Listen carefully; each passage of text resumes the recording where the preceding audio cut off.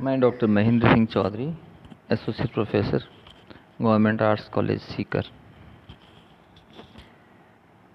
आज का हमारा टॉपिक इस वीडियो में रहेगा अलाउद्दीन खिलजी के आर्थिक सुधार। राजस्व क्षेत्र में क्या सुधार किए जिससे कि आर्थिक स्थिति उसके स्टेट की मजबूत हो सके, तो इस विषय पर हम बात करेंगे। अलाउद्दीन से पहले के जितने भी शासक थे मध्यकाल में, जो तुर्की सुल्तान थे, उन्होंने हिंदुस्तान में जो पहले से राजस्व व्यवस्था चली आ रही थी, भूमि कर संग्रहण या एकत्र करने की जो व्यवस्था थी, वसूल करने की दर वगैरह थी, वो सारी वैसी ही जारी रखी उन लोगों ने जो पहले चली आ रही थी। इसके पहले के शासकों ने इस व्यवस्था में कोई बदलाव करने का प्रयास नहीं किया। अलाउद्दीन पहला मुस्लिम शासक है जिसने राजस्व व्यवस्था का बिल्कुल साइंटिफिक आधार पर उसमें बदलाव किया और काफ़ी उसमें महत्वपूर्ण सुधार भी किए। उसने राजस्व व्यवस्था में जो सुधार किए थे, उसके पीछे उसका मुख्य उद्देश्य था कि राज्य की आय में अधिक से अधिक वृद्धि कर सके। अपने उद्देश्य की पूर्ति करते हुए उसने ये ध्यान नहीं रखा कि जिनसे मैं कर वसूल कर रहा हूँ उनकी स्थिति क्या होगी। इसलिए जैसे उसने दर बढ़ाई राजस्व की, तो किसानों की माली हालत बहुत खराब हो गई और ये उसकी इस व्यवस्था का सबसे बड़ा दोष माना जाता है। अलाउद्दीन ने, क्योंकि स्वयं एक साम्राज्यवादी सम्राट था, उसका विशाल साम्राज्य था और बहुत ही विशाल साम्राज्य के वो स्वप्न देखता था। उसने तो विश्व विजय का भी स्वप्न देखा था। तो उन परिस्थितियों में उसे पता था कि अगर उसे विशाल सेना, स्थायी सेना बनानी है इस उद्देश्य के लिए, तो उसे बहुत बड़ा आर्थिक संकट या आर्थिक चुनौती का उसे सामना करना पड़ेगा। इसलिए उसने राजस्व सुधारों में बहुत ही गहन रुचि ली और बदलाव किया।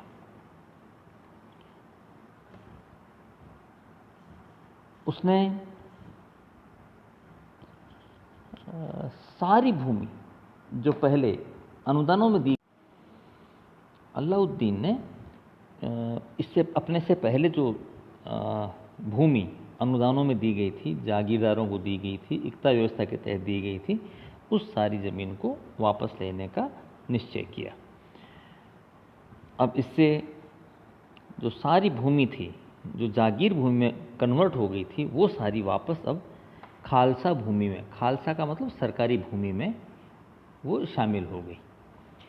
तो इससे जो कर वसूल होता था काइंड के रूप में, वस्तु के रूप में, अनाज के रूप में, उससे शाही कोष, जो ट्रेजरी थी, उसकी आर्थिक अवस्था तो सुधरी ही सुधरी। इसके साथ साथ जो अमीर लोग थे, जो वजीर थे, जो उलेमा थे, जिनको ज़मीन दी गई थी और वापस ले ली गई, वो भी आर्थिक रूप से कमज़ोर हो गए, उनकी शक्ति कम हो गई और वो विद्रोह करने लायक भी अब नहीं रहे थे। अलाउद्दीन ने उपज का लगभग 50% भूमि कर के रूप में निश्चय किया। वह पहला मुस्लिम शासक था जिसने पैमाइश के आधार पर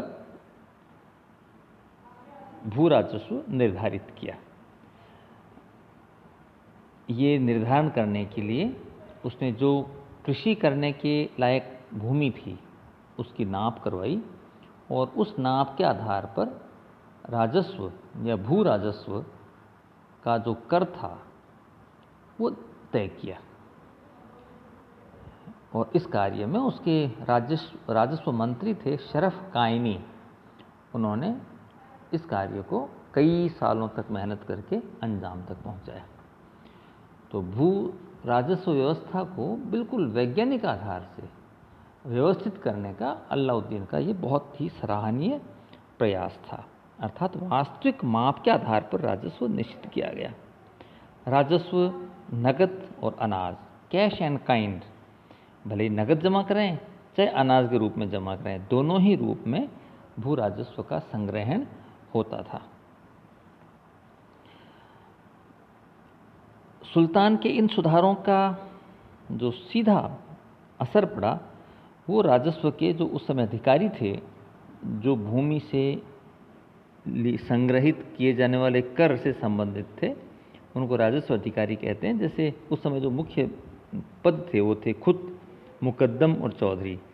ये जो अधिकारी थे ये उस समय बहुत ही ठाठ बाट का जीवन जी रहे थे, क्योंकि ये कर संग्रहण करने में ईमानदार नहीं थे। अर्थात कर संग्रहण करके राजकोष में जमा नहीं करवाना, ज़्यादा कर संग्रहण कर लेना, किसानों से और कई तरह की सेवाएं ले लेना। तो ये जो खुद मुकद्दम और चौधरी जो राजस्व अधिकारी थे, इनके हालात बड़े ठाठ बाट वाले थे। सुल्तान अलाउद्दीन ने इनकी जो रियासत थी या इनकी जागीरें थी उनको समाप्त करके इन्हें भी कर देने के लिए बाध्य कर दिया कि इन्हें भी कर देना होगा। जो विशेष प्रिविलेज इनको पहले के सुल्तानों द्वारा दिए गए थे, विशेष अधिकार मिले हुए थे, वो सारे खत्म कर दिए गए। जियाउद्दीन बरनी ने लिखा है कि ये जो राजस्व अधिकारी थे, जैसे खुद मुकद्दम चौधरी, ये इस योग्य नहीं रह गए थे कि घोड़ों पर चढ़ सकें, अच्छे वस्त्र पहन सकें और पान का शौक कर सकें। अर्थात इनकी जो आर्थिक स्थिति वो धीरे धीरे माली होती जा रही थी, कमज़ोर होती जा रही थी। तो अलाउद्दीन के समय इस तरह से हम पाते हैं कि जो मुख्य रूप से जो गरीब किसान था, जो खेती उत्पादन करता था, तो भूमि कर जो पहले 1/3 थी उसे बढ़ाकर अलाउद्दीन ने जो ऐसा बताया अभी 50% कर दी थी। लगभग आधा उपज का भाग किसानों कर के रूप में देना होता था। तो किसानों पर कर का बहुत ही दबाव बढ़ गया था और ये अलाउद्दीन की राजस्व व्यवस्था का सबसे बड़ा दोष माना जा सकता है। अब सभी किसानों को इसी दर से भूमि कर देना पड़ता था। इसमें छोटे बड़े कैसे भी किसान हों, इसमें कोई भेदभाव नहीं किया जाता था। काफ़ी ईमानदारी से कर संग्रहण अब होने लग गया था। राजस्व के अतिरिक्त यानी भूमि कर के अतिरिक्त अलाउद्दीन ने आवास कर और चराई कर भी लागू कर दिए थे। जो घरई चरई इस तरह के शब्द भी इसके मिलते हैं। तो ये संभवतः कराई तो ग्रेजिंग टैक्स था कि कितने पशु हैं, बरनी के अनुसार कि जो दुधारू पशु हैं जो चराई करने जाते थे, इन पर टैक्स लगता था। गैर मुसलमानों से जजिया कर, ये एक धार्मिक कर हुआ करता था जो इस्लाम में विश्वास नहीं करने वालों से लिया जाता था, अर्थात उन्हें काफिर कहा जाता था। उन लोगों से जजिया कर लिया जाता था और ये उनकी अपमानजनक स्थिति का एहसास कराने के लिए लिया जाता था कि आप काफिर हैं तो जजिया कर दीजिए। इसी तरह से युद्ध के समय जो लूटपाट होती थी, उस धन में से 1/5 भाग को खम्स कर के रूप में, खम्स के रूप में सुल्तान के पास वो जमा होता था और बाकी 4/5 जो हिस्सा था वो सैनिकों में बांट दिया जाता था। ज़कात एक अन्य कर था और ये केवल मुसलमानों से, इस्लाम मानने वाले लोगों से ही लिया जाता था और ये उनकी संपत्ति का 1/40वां भाग होता था जो सरकार को इन्हें देना होता था और इस पैसे को धार्मिक प्रयोजनों में खर्च किया जाता था। Doctor RP. त्रिपाठी इतिहासकार हुए मध्यकाल पर, इनका मानना है कि ये जो राजस्व संबंधी सुधार थे ये संपूर्ण सल्तनत में समान रूप से लागू नहीं किए जा सके थे। ये कुछ हिस्सों में ही इस रूप में लागू किए थे।